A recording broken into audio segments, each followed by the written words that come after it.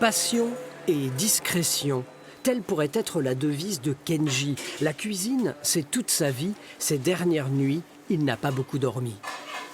Est-ce que tu veux que ça passe à la télé? Ah non, non, non, non, non.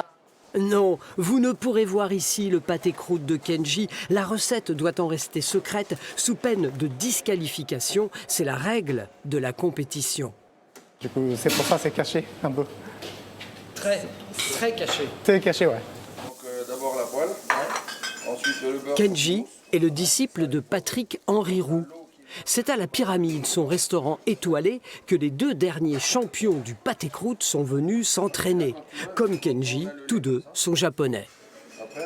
Le samouraï, c'est un peu ça, moi ça le qualifie un petit peu. Je vais jusqu'au boutisme, c'est-à-dire j'apprends jusqu'à m'approcher d'une forme de perfection. Il est venu faire les pâtés-croûtes la nuit, souvent, voilà, en plus de son travail.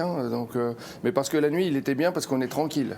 Pour réaliser un seul pâté-croûte, Kenji consacre une semaine entière. Ce championnat du monde, il le prépare depuis 2 ans. C'était très important pour les techniques françaises, cuisine française. Il y a beaucoup pour les gelées, les marinés, pour les cuissons, les pâtes.